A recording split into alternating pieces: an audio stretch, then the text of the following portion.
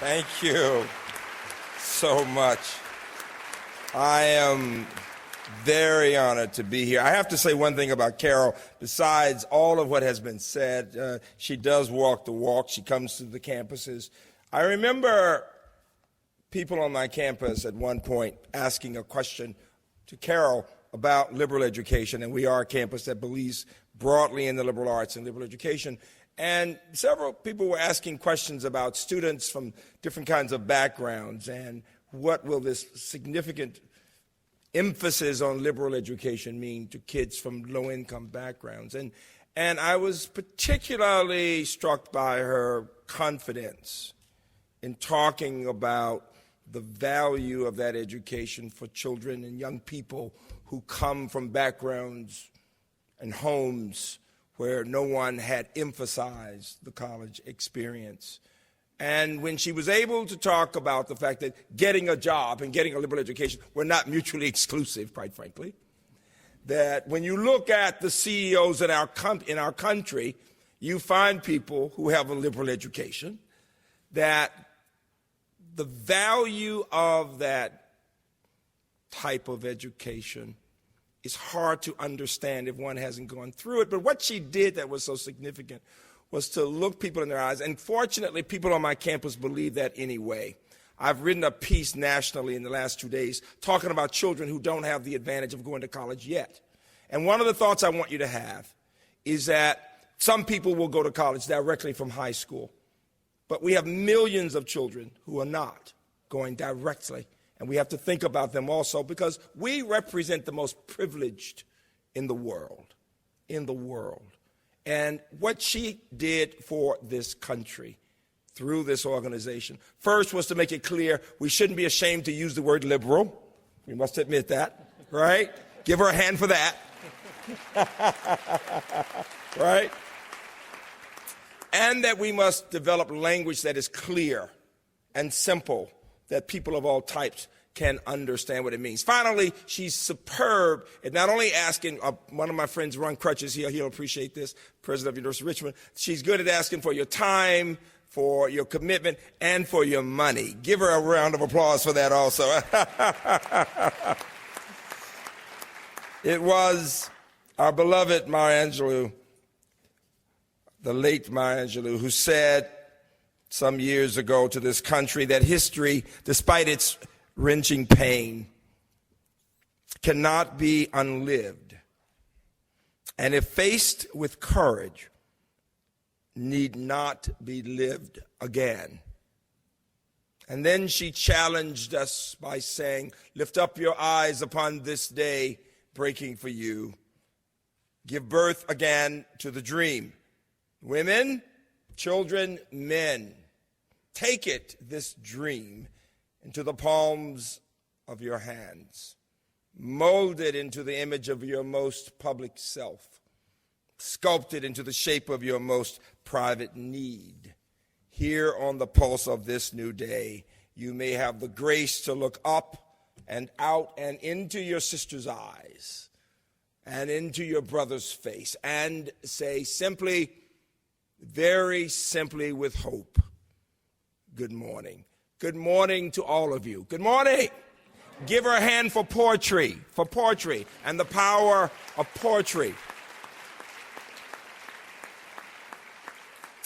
I am going to talk about stories, and I'm using as a theme that our dreams and our values in our society, in our institutions, in our families, and for ourselves shape who we are not only today, but in the future. I want to walk the walk by introducing one of my mentees here today, who is an ACE fellow. You've read the Chronicle of Higher Education. We know we're going through challenges on our campuses. I'm around the country. We hear the statement that 83% of the professoriate is white. It's an uncomfortable statistic given the country and its demographics. We're trying to figure out what to do. One of my dear friends, another president, said, Freeman, we are doing a lot of talking, and we've been doing a lot of talking, and yet we're not making all the progress we need to make. And on the other hand, we somehow talk about what's happening on our campuses, but we must also talk about what's happening in the larger society, that we are inextricably linked to the larger society, that there's no way to have these conversations without talking about this just menacing challenge of the increasing inequality, income inequality in our society, that the comfort level people seem to have with those at the very top and then large percentages at the bottom, that it's issues of race and issues of income inequality and those with low-income backgrounds and challenges with gender and other differences, and that somehow we must find approaches that will create spaces in which people at all levels can have honest conversations. Honest conversations, to ask the hard questions, to listen carefully, to deliberate, and to find the common ground. And so I want to introduce my ACE fellow. She is a Spelman alumna, a graduate of Rice with a PhD in math and statistics. She's been the only black faculty member, tenured black faculty member at Harvey Mudd, and my wonderful friend Maria Clave sent her to the East Coast to UMBC, and she's spending the year, and I'm very proud of her. And I want Talithia Williams to stand, look into the face of a brilliant young mathematician. Would you please give her a round of applause?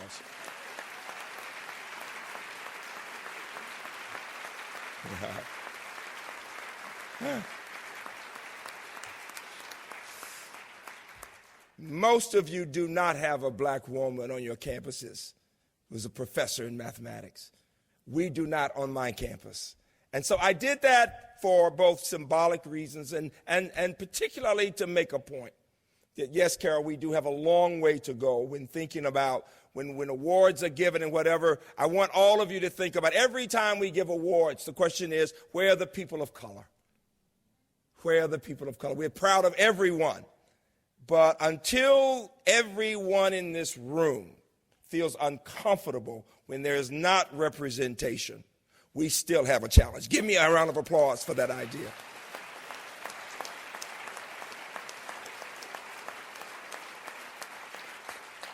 You know, I'm going to be brutally honest because you know me. I am at home today. Talithia and I were walking in, and she says, my God, you know a lot of people. I said, it's because I'm old. I've been around. So I know half the room in one way or the other. And I can say things with love because I want to say them because we all want this situation to be better.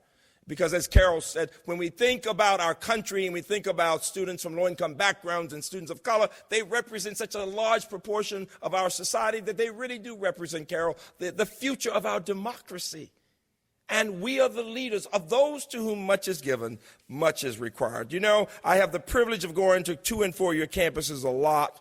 I have the privilege of thinking about this, our society, in the same way that many of you do. I have friends here from the Imagining America group, and my campus hosted with them conference this year in Baltimore, where everybody hears about Freddie Gray, and my campus is there in the suburbs, there by the airport, with students from 150 countries, and yet you go 20 minutes, 15, 20 minutes, and you're in downtown Baltimore. You get to these areas where we supervise little children, 500 little kids, first-time offenders who are trying to learn to read, who may not have been taught basic things that human beings know.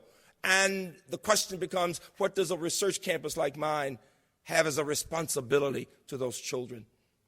I would say to all of you that we must first reflect on our own stories. We must think about who we are as individuals. And the question I ask you first, everyone in the room, is, who are you as an educator? What is your story? And where would you be today if you had not been fortunate, or as my mother would say, blessed to get an education? Where would you be today? You know, I grew up in the Deep South. I say to people that Baltimore is the Upper South. One day we think like people in Philadelphia, the next day we think like people in Richmond. It depends on the issue. It's been that way since the Civil War. But I grew up in the Deep South. There's no mistaking the fact that it is the South. And I was privileged. I have a new book out that reflects on my experiences about who I am, my childhood experiences, and how those experiences shaped my philosophy of education and helped me in my role over the past 2 decades at my beloved UMBC. And as I gave the lectures in Boston, I had the opportunity to reflect on things I hadn't thought about since I was a child. I was privileged to grow up in a middle-class home where my parents were teachers, where my mother would emphasize books every day, very fortunate, more fortunate than most. And I had the opportunity to be in church. Too much, I thought. Too much. And there I was in the back of the room, and I'd heard all the stories from my mama and daddy about how privileged I was. My father would always say, boy, you're so lucky somebody takes you to school every day. When I was growing up below Selma, I had to walk 5 miles to school every day. And I would say, Dad, that's why your feet are so big, right? My mother, though, told the story, and I've told it so many times, that she worked as a child maid. But the significance of her working as a child maid was that she was in a home that had a library at a time when there was no library for children of color. And the only book in her own home was a wonderful book, the Bible. And she said that the woman was kind enough to say, Maggie, when you finish your work, you can go into the library and read.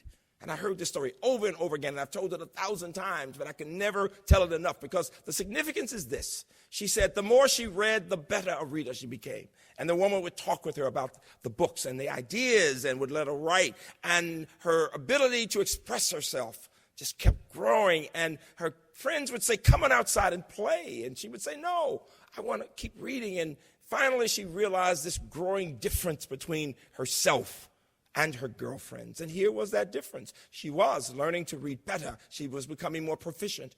And the more proficient she became, the more she enjoyed the experience. And she was allowed through the reading to dream about the possibilities. And that dreaming led her to dream about becoming a teacher. Because she said, I want to teach other children, other little girls to love to read and write and talk and dream about their future. And she became a teacher of English. And her favorite author, of course, Zora Neale Hurston. Ships at a distance have every man's wish on board. For some, they come in with the tide. For others, they sail forever on the horizon, never out of sight, never landing, until the watcher turns his head away in resignation, his dreams mocked to death by time. That is the life of men, and she would say, and women. Mother was always quoting literature, poems, and I was always embarrassed when she would punish me using characters from books, because my friends had no idea what she was talking about. And I was so ashamed. So if she called me Raskolnikov from Dostoevsky's Crime and Punishment, I'd be so embarrassed, so embarrassed. And I had no idea how fortunate I was. Why do I tell you that? Because millions of America's children of all races today have not learned to love to read. You get my point? And why do I bring that up? When somebody was talking with me about the challenges we face on our campuses right now, what we are going through as we look at the protests and these issues has everything to do with things that happened even before the children got to us, before the students were there, because students come with such different backgrounds. And so I come from that kind of very fortunate background. I'm sitting in the back of church on a Wednesday night and not wanting to be there, and I hear the man say, if the children participate in this peaceful protest, all of America will understand that even our babies know the difference between right and wrong, and they'll be able to go to better schools. And all I can think about are the hand-me-down books we have to use in our schools, and that my parents can't buy my books because then I'd be seen as different from other children. And it's so profound. I look up and I say, who is this guy at the lectern? I'm in the back of church. Who is that man? Of course, his name was Dr. Martin Luther King. And I go home and I say to my parents, I want to participate. And my parents say, characteristically of them, they say, absolutely not. You cannot. And Freeman, little fat Freeman, who loves math, says to them, you know, you guys made me go to this. I didn't want to go. You told me to listen carefully. I did it. I didn't want to do that. he wants me to march. You tell me I can't. And I look at them, and they look at me, and I say, you are hypocrites. At that time, you did not tell your parents they were hypocrites.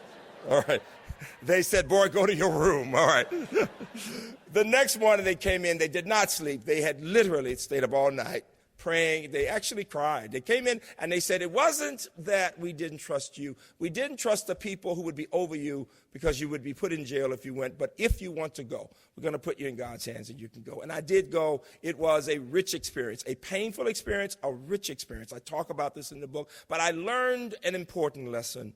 I learned so many lessons. And I talk about how those lessons at that period of building community among those children, of giving those children in the Children's March of Birmingham a set of expectations, of teaching them that the world of tomorrow could be better than the world of today, of helping them to appreciate the role of civil disobedience, that when there are things wrong in a society, we in our democracy have the right to bring those things to the attention of the country, to say we are better than this.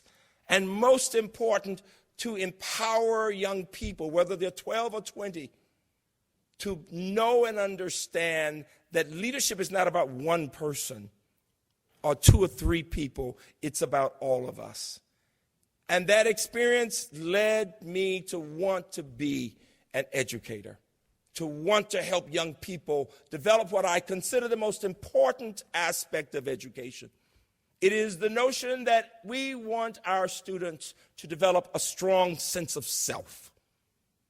Young women, young men, kids from low-income backgrounds, kids from wealthy backgrounds, it doesn't matter. A strong sense of self and a sense of responsibility to understand that being human is about connecting to others and feeling some sense of responsibility for others. And that whole period of the 60s was a period of agitation.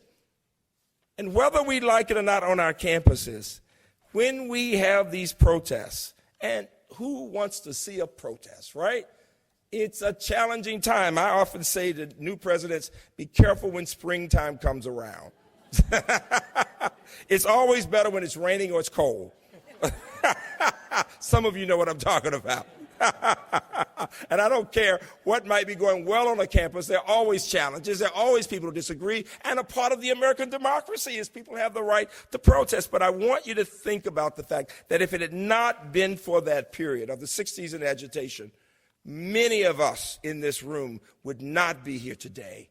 I spoke in Georgia to the School Board Association, and I'll never forget when I finished, one of the heads of one of the school boards said this. When Freeman spoke, many of you in the room thought, well, the civil rights movement was about whites, about blacks rather, and women. He said, I'm a white guy. I'm the CEO of my company. You assume I come from money. He said, nothing could be further from the truth. I'm from a sharecropping family. My father was dead. My mother saw the little Negro children going to college in the 60s and said, I want that for my children too. And you see, because of the Civil Rights Act and the Higher Education Act in 65, all of a sudden, more people of all races could go to college. And he said, we were able to go, my sister and I, to college.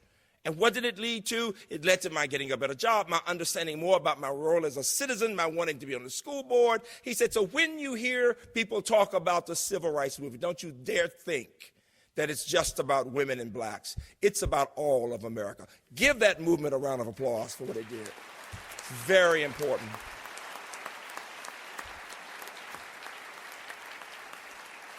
And when I want you on your campuses, on my campus, to do two things. We want to do the things that we should be doing as much as possible so that we get to know our students and others, so that when there are challenges, and yes, when we don't have representation from certain groups, or when we find that we're not being as sensitive, or when students don't feel as welcome, that we can have the conversations. But there will be times, of course, on all of our campuses, when there will be reason or beliefs that there should be some kind of protest. I was reading this quote from Frederick Douglass: those who profess to favor freedom and yet depreciate agitation are people who want crops without plowing the ground. They want rain without thunder and lightning. They want the ocean without the roar of its many waters. The struggle may be a moral one, or it may be a physical one, or it may be both, but it must be a struggle because power concedes nothing without a demand. It never did, and it never will. Now, I do want my students to be civil, and I talk with them about civility, but I also talk to them about telling us the truth when they have concerns, to discuss those concerns. I've been on campuses in recent weeks, and I've heard fascinating stories about the challenges that different campuses are facing. And I want to stop in a few minutes because I want us to have questions. I want to have some conversation. And this is what I would say to you. Think about it. In the 60s, only about 10% of Americans had a college degree. Today, we're up to 30-some%. In the 60s, we talked about black and white primarily, and you had about 11% of whites in the mid-60s and about 3-4% at most of blacks. Today, we're up to almost 40% of whites and 20% of blacks, and Hispanic, the fastest growing group, is about 15-16%. The Asian population, about 50%, with some parts of the Asian population not doing as well, with Native Americans well below the Hispanic. But we can say that a good third of Americans have a college degree. We also can say, though, as all of you now know, that students from the lowest quartile, that under 10% are getting college degrees, that for people from the lowest quartile of any race, that we as a democracy have been failing those families, that we know we have a responsibility there, just as we have a responsibility to help more people from all races, and particularly people of color, this fast-growing Hispanic population, the African-American population, and that the achievement gap continues to be wide, just as the health disparities are there, just as the income issues are still there. And the question becomes, how do we use our liberal education to ask the questions, the hard questions? You know, it was Hrabowski who said when he was growing up in New York, all of his friends' mothers would ask them at the end of a school day, "What did you learn in school?" He said, but not his Jewish mother. He said his Jewish mother would say, "Izzy, what good question did you ask today? What good question did you ask today?" And the encouraging of his curiosity, he said, made him the thinker he became. I challenge you to help your campuses become institutions that support faculty and staff and students and alums and others in asking good questions. And then secondly, I challenge you to create an environment in which people learn to listen, as Carol said, to other points of view. I've been talking with students recently, and my colleagues at UMBC will appreciate this. We talk about the fact that most people have been taught to listen in order to win the argument. Did you get that? Just listening in order to get ready to say what I want to say, as opposed to listening to different points of view and trying to figure out where's the common ground. How do we bring about some understanding of these things? You know, I want you to think about this. We have now desegregated so many campuses to have more people of color. We are having discussions now about affirmative action. And what I would say that I would want all of you to think about, and what some of the leading presidents have recently said, even when talking about what our justices have said. All of you saw the article by Bowen and McPherson, which was excellent, quoting the literature. And this essential point for any member of the Supreme Court, but anybody in our society who's educated, is we must use the evidence when talking about these issues. As they said in that article, we know the mismatch theory is ridiculous, does not have the evidence. Give me a round of applause for using the evidence, social science evidence. This is what liberal education means. We must teach people to be critical thinkers, and we must expect it of everyone at every level in a very fair and analytical way. When you use the evidence, when you look at what's happened to students who've gotten a college education and how they participate from all kinds of institutions to and for in our society, we've got the data, the analysis, we've had the studies that will give you the evidence of what a college education does coming out of all kinds of institutions. But I go back to the original thought. Who are you? Who is your institution? To what extent are people having the serious conversations? I met with a group of presidents and provosts in a particular state, And we were talking about the importance of analytics and looking at the data and understanding more about everything from learning outcomes, graduation rates, but also about the challenges campuses were facing. And in the middle of the dinner conversation, one of the presidents I knew, a wonderful woman, said, "Freeman, but we're not talking about the elephant in the room." And everybody looked, and she said, "The real elephant in the room is race." She said, "We're not comfortable talking about race and the challenges involving race on our campuses." And it was not a southern state, and I made the naive statement. I said, "But you're one of the northern states," and they all started laughing. They said, "Don't be so naive as to think that the questions and the challenges involving race are a southern problem. They are American problems." And what they talked about was the fact that blacks and Hispanics, when I got them to really feel comfortable in saying it, often didn't have, for example, academic preparation in some cases. In other cases, white faculty didn't understand the cultural backgrounds of the people. In other cases, quite frankly, people were stereotyping students, assuming that if you were black, you're from poverty. Or in other cases, they were making assumptions about a Hispanic student, not understanding the subgroups within that population, and that students were angry and feeling not understood, not seen as individuals, and we got into some very sticky areas, but the significance was we had created a space, we hear about these safe spaces, where some faculty and some administrators could say what they really thought. If I had one wish for our campuses, it would be that people could sit at all levels, colleagues and students, and talk about what people really believe. Because if we only say what is popular or politically correct, we're not changing attitudes and values. If we only say what we think people want to hear, we're not examining our values, the unexamined life, you see.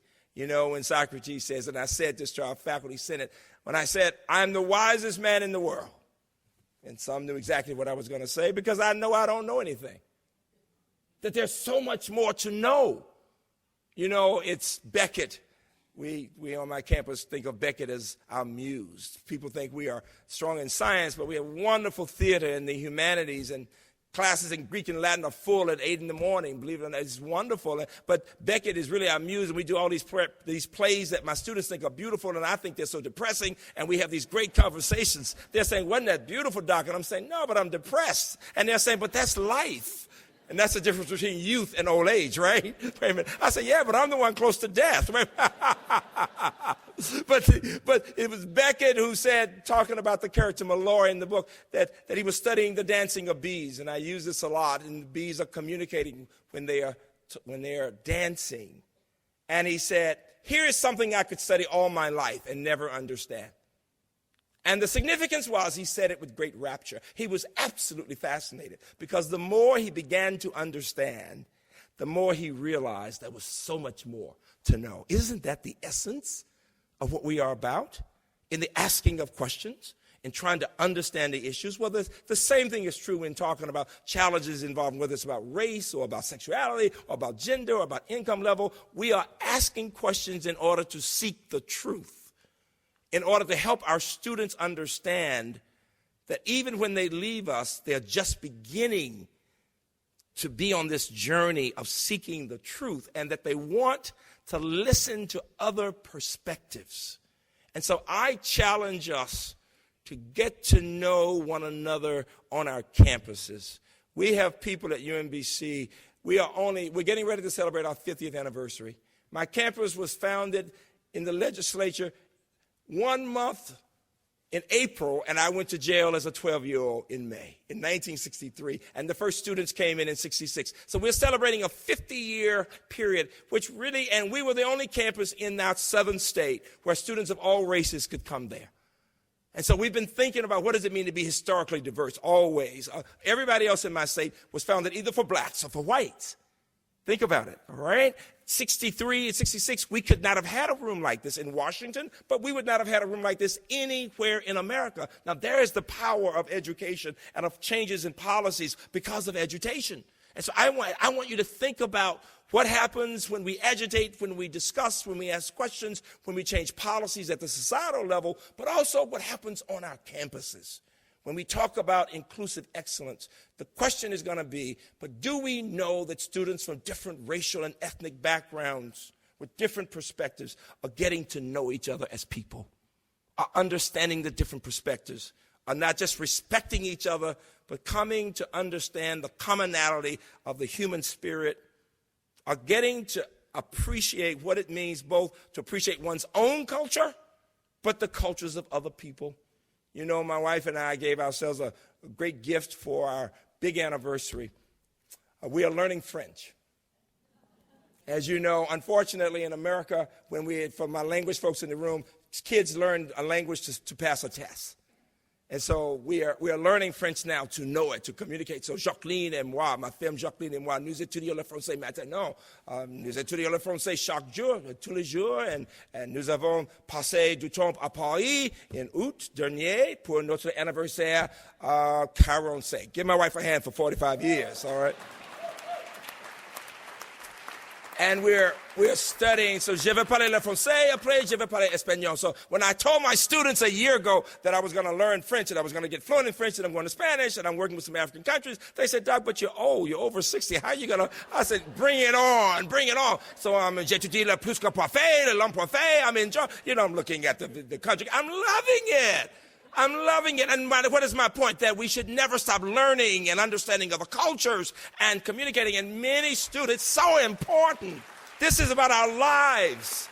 And when I talk to people from other countries, they're so appreciative that I'm trying to understand that I'm not so monolingual and so one-dimensional. But my students text me en français all day. They're correcting my pronunciation. And it was Apollinaire who said, Le joie venait toujours après la peine. La joie venait toujours après la peine. That the joy comes after the struggle. And there is my point to you today. That this is not about some kind of sprint. Yes, I've been in this work 40 years, and many of you have given your careers to this work. Carol, we have given, so many of you I know, we've spent our lives working to help young people of all races, from all incomes, to dream about their future, to understand that education transforms lives. I remember my mama as a little colored girl in Wetumpka learning to read and becoming an English teacher, and I'll never forget when she died, I asked the question before she died. She had said, I know the end is near. You don't want to hear your mother say this. And I said, what's important to you? She had dementia, but she was brilliant. She could quote Emily Dickinson, tell the truth, but tell it slant. She could quote Shakespeare, Zora Neale Hurston. She said, what's important? Relationships. Relationships. And I looked at her, and she had the sweetest smile. She wasn't sure who I was, but she knew I was close. And she said, my relationship with my God. I was trying not to cry. She said, hold on to your faith. And then she said, my relationship with my husband. He's a wonderful man. She forgot my father had died 20 years before. Then she shocked me. I'm an only child, remember. She said, you know, I have a son. And I'm thinking she's trying to tell me she had a kid when she was a teenager and never told me about it, right? I am not a happy camper. All my grief turned to anger, and I'm like my students, TMI, too much information, Don't you drop this bomb on me and die, But then I leave you this as a gift. She then said something to me that still gives me goosebumps. She said, you know, but now I understand. Teachers touch eternity through their students. Whatever I had to give, my sense of right and wrong, my lust for learning, I gave it to my children, to my students, and I will live through them. There's nothing I could say to you more important than that. I leave you with words from the philosopher McCall that said, be under no illusion. You shall gather to yourselves the images that you love. As you go, the lights, the shapes, the shadows of the things you have preferred will come to you, yes, inevitably, inveterately, as bees to their hive. And there in your mind and spirit, they will leave with you their distilled essence, sweet as honey or bitter as gall. As men see the color in the waves, so shall men see in you the things you've loved most. Out of your eyes will look the spirit you've chosen. In your smile and in your look, you will not. People will know you by that which you love. Be under no illusion. You will be that which you love. I challenge you to focus on your dreams and your values, higher education, because we are so special and we can be even better. Thank you all very much.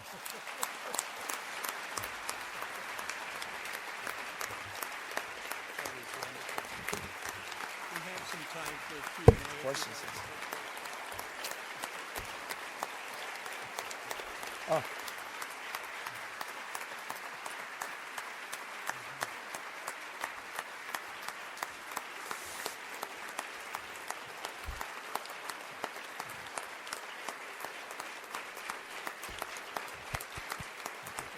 Very much. So let's take some questions now, and I want you to be provocative. It's important. Tell me I sucked. It'll be okay. I love your faces, though. But please, come on, some questions. Please. Let's have some conversation. And something sticky. Please, something interesting and sticky. Who's going to be courageous to go with number one?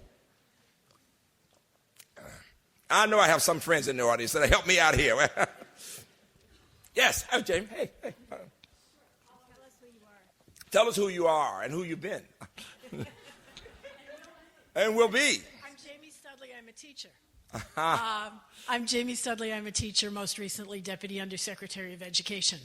One of my great mentors, Guido Calabresi, said, when students are sitting in the library and concentrating on their work, it's our job to get them out in the street, to use what they're learning to make the kind of change and inquiry that Carol talks about. When they're out in the street, it's our job to get them back into the classroom to learn what they need to be effective at making that change.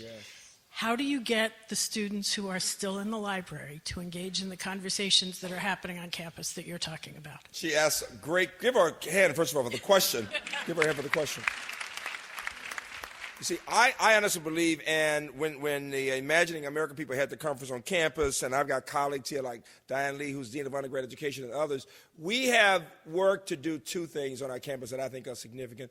Not only to talk about civic engagement broadly in the traditional co-curricular way, but to really have competition called Breaking Ground, which allows large numbers of faculty to work across disciplines in the arts and humanities, all the way over to the sciences, to develop proposals for redesigning and creating courses that will engage students in academic projects that focus on societal issues.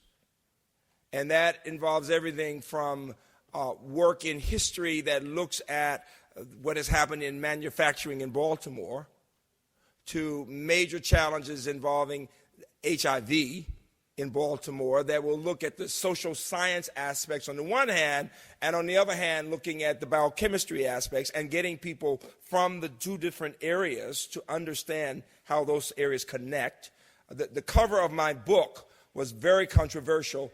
The new book is called Holding Fast to Dreams, Empowering Youth from the Civil Rights Act Era to STEM Achievement.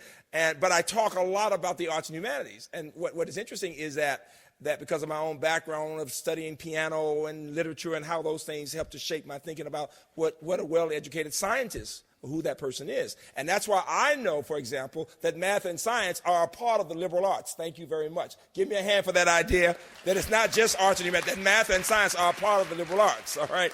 But here's my point, that what I did on the cover was very controversial because people wanted me, because I was talking about my growing up as a little black kid in Birmingham, to have all blacks on the cover. And I said, no, that wasn't Dr. King's dream, and that's not the dream at UMBC. We have students from 150 countries.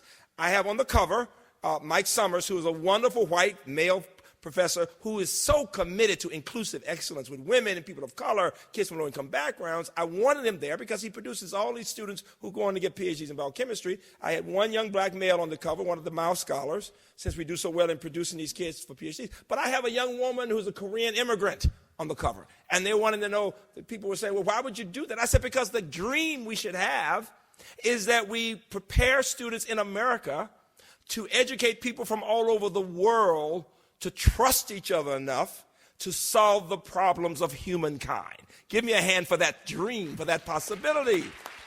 And so on the cover, we have the HIV virus, because he's helped to solve two parts of the structure. We've got a white professor, because quite frankly, the power of science is still in the hands heavily of white males. That's not a disparaging comment. That's simply what? The truth. That I want white males to know there's a role for them to play. Women have always been very helpful. When I was at Illinois, there was only one woman faculty member in the whole department of 100 faculty. She would give me a look, the little black kid, as if to say, I know. Right? She was the only one, right? You know, but there were some white guys who also were sensitive to me as the only little black kid there. What am I saying? So we need to have efforts on our campuses that will go beyond extracurricular, co-curricular things involving the community. We need civic engagement squarely in the classes, in the academic program. Give me a hand for that idea. In the classes. And it's not just it should be in arts and humanities, social sciences, but I'm saying in STEM. My engineering classes have students going out, interviewing students, understanding what older people in inner cities are going through, and then developing access structures. Going to Africa and doing disruptive technologies and working on clean water, but understanding the challenges that children face. You see, you want engineers who are well prepared and liberally educated. The accreditation standards there talk about the liberal arts, the liberal education. So across disciplines, if we are to talk about citizens who are engaged, we have to get them engaged at the college level, because once they get out, if they've not had the experience, quote, they won't have the time. You get my point? They don't know how to do it. It's very important. Other questions? Yes, Carol. Well, the inspiring remarks you're making are reminding me of one of the many concerns I still have, even as I look forward to my own transition. And it's this, that there seems to be so much policy. Everything you're talking about presupposes a community of human beings in dialogue and difficult dialogue with one another and working together on actual problems. Yes. Now, I have every confidence, and there's a lot in this meeting, that the digital revolution can give us more tools to do better work on that shared endeavor. But there is so much public policy enthusiasm for versions of education in which students are online taking courses by themselves, prefixed courses that basically are built around multiple choice tests and no assignments, no projects. How do we push back against that? I'm just going to assume you think that's not optimal. Right. How do we push back? Right. I think it's so important to have very serious conversations about the impact of different approaches of teaching and learning on outcomes and on students. And I am a strong believer in the hybrid approach. I do know that writing skills and speaking skills and critical thinking skills are very important, that multiple choice is not going to be enough. And I do think there is a very important role for technology to play, but it is not the answer. It is a part of an answer if used appropriately.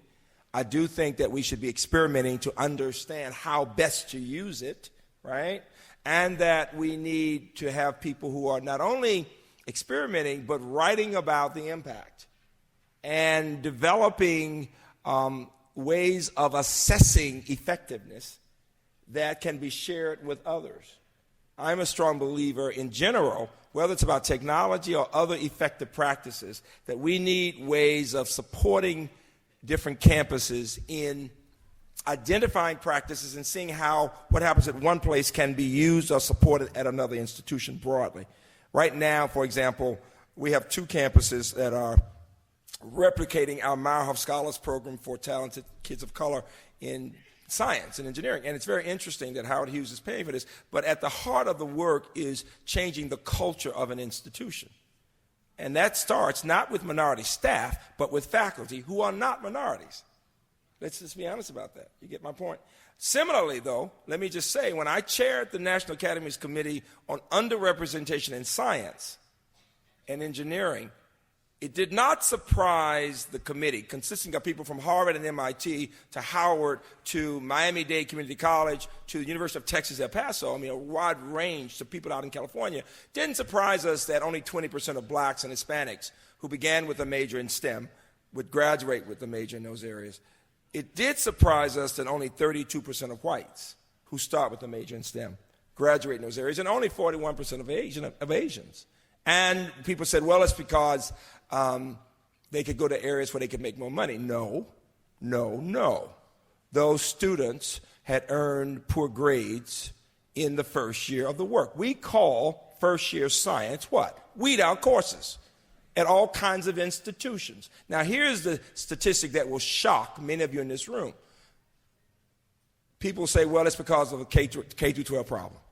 That's what the problem is. Because you see, we blame the K through 12 system. The high school, we blame the high schools blame the middle schools, who blame the elementary schools. Elementary schools tend to blame the families, and the father says it's the mother's side of the family. We are a finger-pointing society, all right? Believe me, all right? But when we looked at the data, this is what was shocking. The higher test scores, AP exams and all kinds of exams, the more rigorous the work they had in high school, the more prestigious the university, the greater the probability, listen carefully, the greater the probability a student started off from pre-med would change the major. Why? Because students didn't want to get C's. Did you get that? So my big joke, no offense to anybody, is all those who started in pre-med become great lawyers. It happens, and I was at one of the highest, one of the most profound, one of the major national agencies, and the general counsel came up and she said, you just told my story. I was valedictorian, perfect SAT, started off in pre-med, got a C in chemistry, A in everything else, changed my major, and went home and told my parents, I love other disciplines. And so what am I saying? What we've done at UMBC, in the spirit of what Carol was asking about, is not just to go to online, no, but to look at course redesign. In fact, in the University System of Maryland, we really are working on course. Give me a hand for the idea of looking at ways of redesigning courses, of rethinking not just a lecture, but group work, collaboration, use of technology, a variety of tactics, and then looking at what's working and effective, and giving students opportunities, if they don't do well in the first half of the semester, for example, to strengthen their background and to have that counted in the evaluation. I go sometimes to institutions 2 and 4 where students are in lower level math courses and they've already gotten a D in the first half and the work is moving ahead, and the kids already know, well, if you get a D in the first half in a math course, what does that mean? You failed the course. You get my point? So unless there's a redesign of the effort to give them a way of supplementing the work to strengthen the first half, it's already over.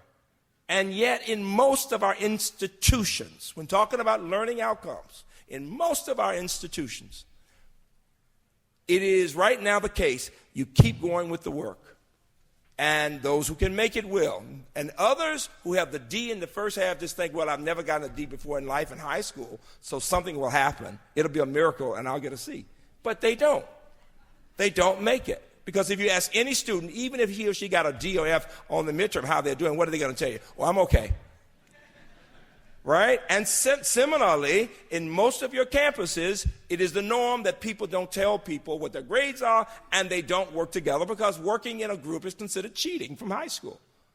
It's in very few institutions that the culture has changed so much that collaboration in problem solving and discussing issues has become would be the way of approaching the teaching and learning process. So I'm suggesting, just building on what Carol was saying, that it's not just about the online thing, it's about how are we rethinking the culture of teaching and learning, just as we need to rethink the culture of bringing in students who have been historically underrepresented on our campus. My students, my colleagues, and I wrote an article several years ago about a theory of change, which suggests that it's not just about the students who have to change, but that our climate, our environment needs to change, just as we did with the advanced. Some of you know the advanced program. I decided to be the director, the PI on the advanced program for women in science on my campus. Why?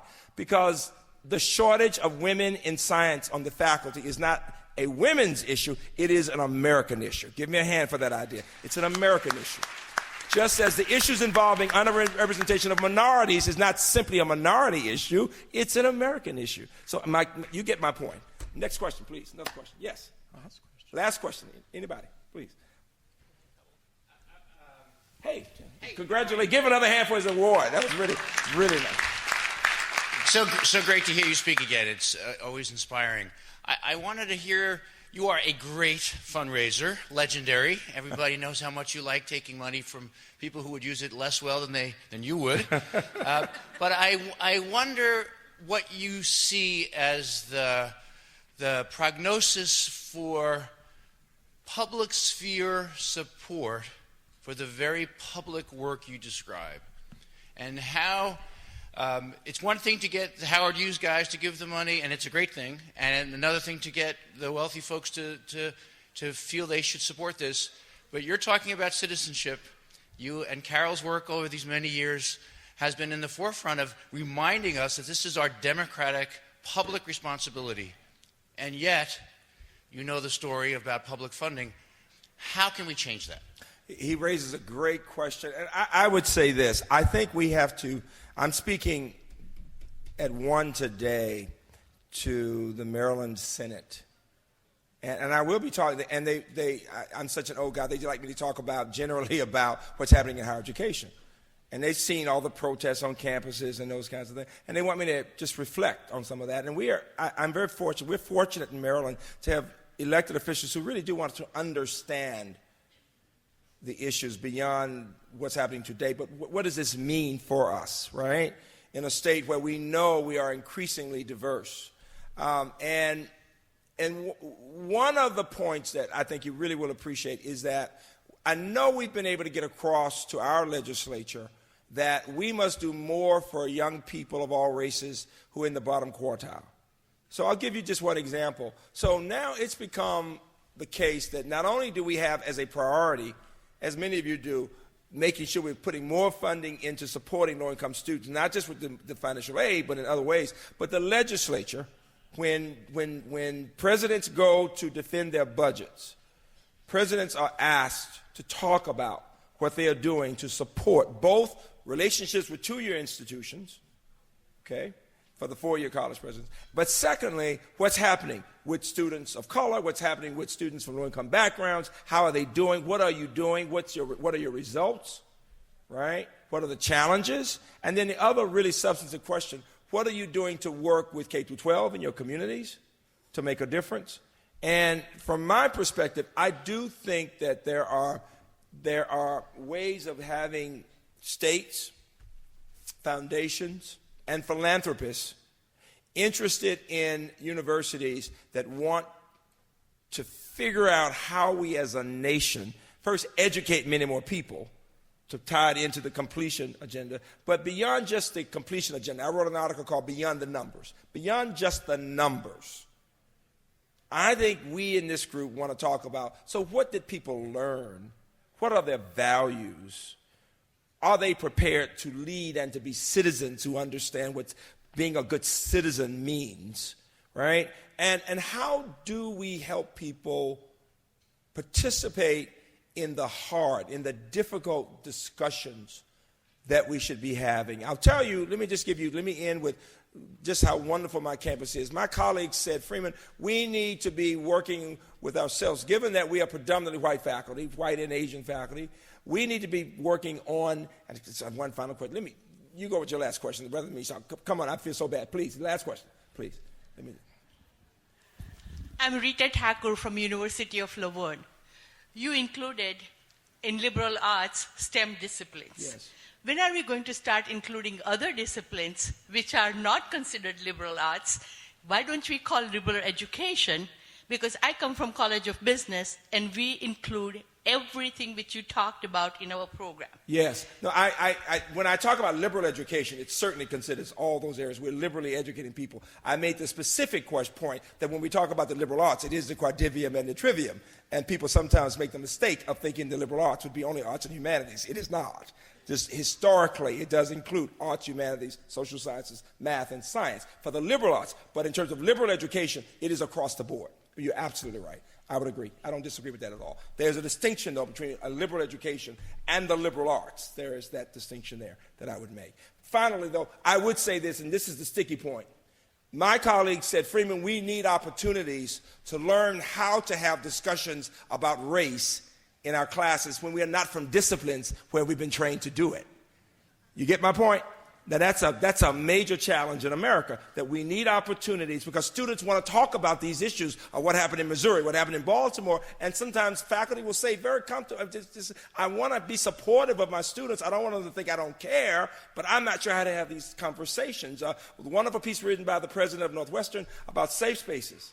People have different points of view about that. I do know that we need to know that our students feel safe and welcomed on campuses. People do it in different ways, but we need to have the opportunity to help our colleagues have the conversations and facilitate conversations among people of different races so that it's not just the minority students sitting talking about these things, so that the typical white student who's not comfortable has the support to learn how to have the conversations also. Thank you all very much.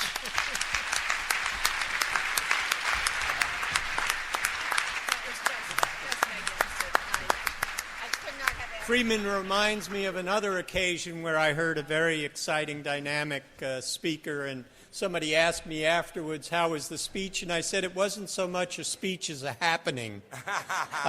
Thank you all for being here for the opening plenary session. I hope you're fired up and ready to go.